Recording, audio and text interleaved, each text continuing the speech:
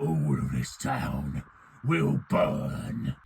No, no, no, not again. Where do you think you're going, bitch? Please, no, no! Dance, bitch. Fuck off! Oh, bother.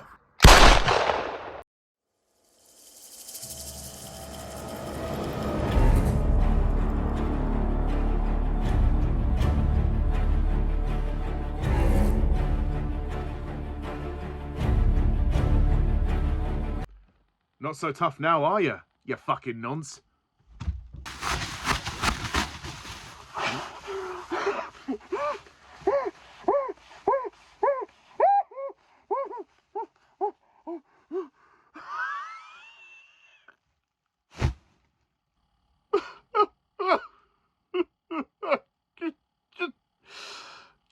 Oh, fine, I'll do it.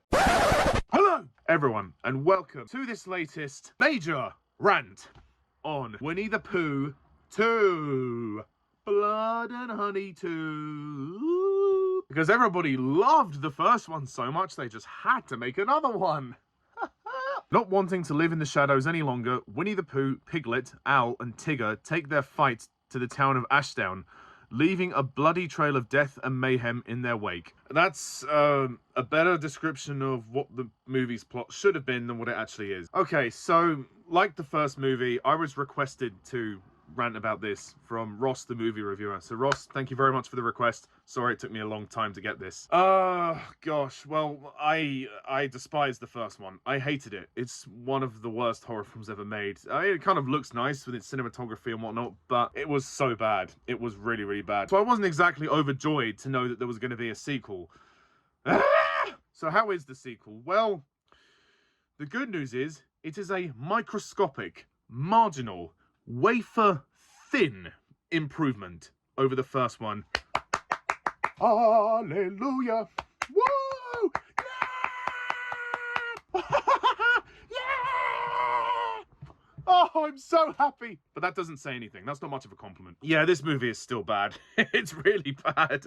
What I will say about this one, though, is at least, unlike the first one, there is at least a suggestion of a narrative, the suggestion of a plot. And unlike the first one, Christopher Robin is actually the central protagonist, so thank fuck for that, because if that wasn't the case, this wouldn't be a Winnie the Pooh film. And gratefully, this film is not as misogynistic as the first one, and there's not so many like hot girls being killed all the time. There are certain scenes of misogyny, like there's a whole rave scene where there's naked women being killed, so it's still kind of there, but it's not quite as bad and as potent as the first one. I will say this, the improvements are, well, the makeup is better, the costumes are slightly better. Winnie the Pooh, even though he kind of looks like a bit of a dog in this movie, it's better than having the guy wearing that plastic mask and that checkered shirt and the dungarees and whatever. Like, that was terrible. That looked awful and just so cheap. I wouldn't say the makeup is amazing. I would still say that Pooh and Piglet do look ridiculous, but it's a little bit more conceivable than what it has been. And it's certainly, when you look at the close-ups, it's slightly better. We also have Tigger and Owl in the movie. Well, Tigger's actually kind of cool, to be fair. Tigger should have been in it a lot more, although I did feel like Tigger looked a bit too similar to Pooh in certain areas, but Tigger at least had more menace than some of the others and was more convincing with the kills. The Owl was alright, I suppose, but yeah, not really a huge presence in the film. And the problem with these characters is that they all have similar voices. They all talk like this, with voices very low. This is our town now, we rule. Fuck off. Yeah, it's ridiculous, it's stupid, and it is cringy. It makes me laugh. Not as much as the first movie, but it's still bad, and it's still hilariously bad, some of the dialogue. Dance, bitch! Where do you think you're going, bitch? Who wrote this fucking thing? Oh yeah, the same fucking guy who made the first movie wrote this, of course. Jeez Louise. Yeah, the direction here is still very bad. Rhys, Frake-Waterfield. I mean, he can make a shot look pretty. He's got a good cinematographer on him. But in terms of a story, there really is nothing here. And more so than the first one, this movie is boring! Boring! This is the most boring horror film I've ever sat through. I mean, when the kills are there, they're okay. They're passable. They're a bit gruesome. They're a bit gory, but that's kind of par for the course, really. But the central narrative with Christopher Robin, played by Scott Chambers, who is a terrible actor, a terrible actor. All the actors are pretty bad in this film. Well, they are slightly better than the actors in the first film. It's just very emotionless. Anyway, point being, Christopher Robin has this whole narrative arc of the mystery about his brother disappearing, to which we're treated through some weird hypnotherapy with him and his therapist, and he's going through PTSD, much like the girl Maria from the first film. So it's kind of the same thing all over again. And then there's a shock twist at the end of the film you won't see coming. Spoilers. I'm about to spoil the end of the film, but I know most of you won't give a shit about spoilers because this movie sucks. But spoilers, warning, spoilers, spoilers, spoilers, you have been warned. So the end of this movie ends with Christopher Robin discovering that Pooh is his brother who disappeared. Wow, I did not see that coming. And of course I'm being sarcastic. This is the dumbest fucking plot in the world. Like, what was the point? Like, why did his brother vanish? Like, why did his brother need to disappear? All we see is him go inside the caravan, and we see Christopher watching him, and then we don't see anything else.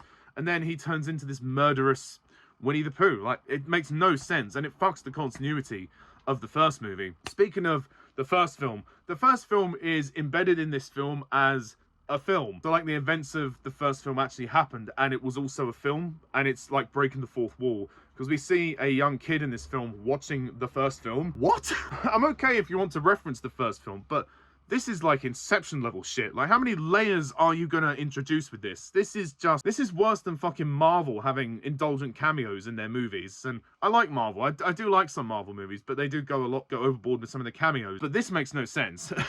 As for the rest of the cast, well, I gotta give them credit for trying. I mean, they are a little bit better than the cast of the first film. Tallulah Evans plays Lexi. She does a decent job, considering.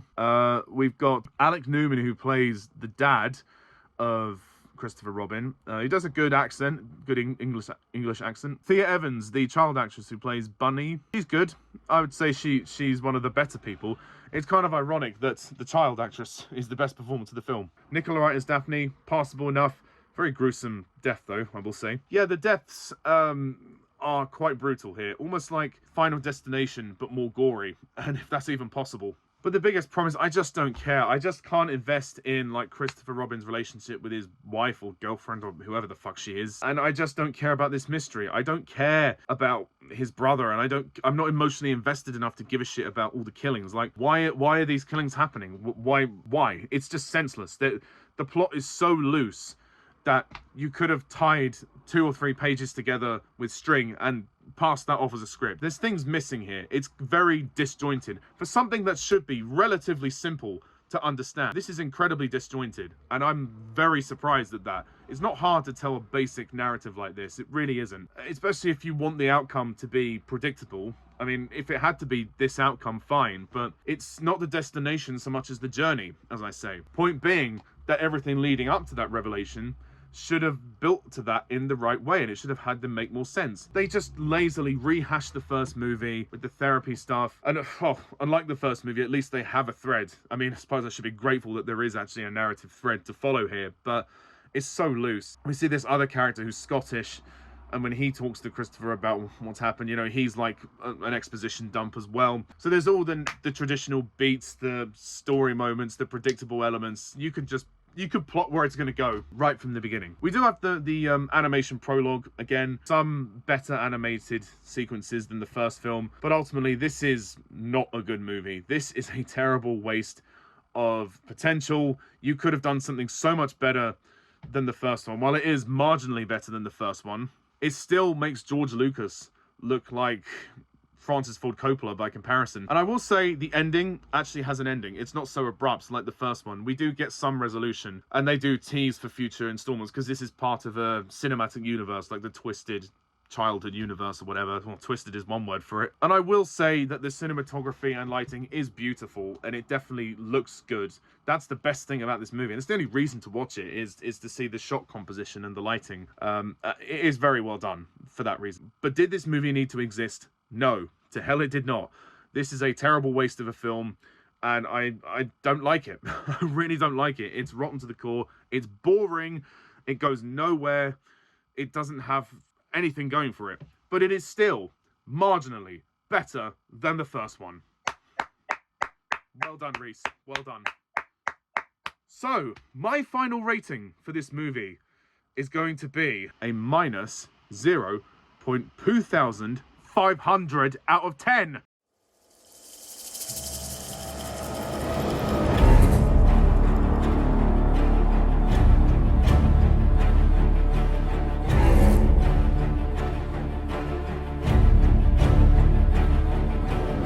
So anyway, thank you very much all for watching this review and rant. Please hit the like and subscribe button if you like this and want to see more from my channel. I'm always interested to hear your thoughts down below in the comments. If you disagree with me, that's fine, but please be polite. Any nasty hostility will be removed. And thank you to Ross, the movie reviewer, for the request.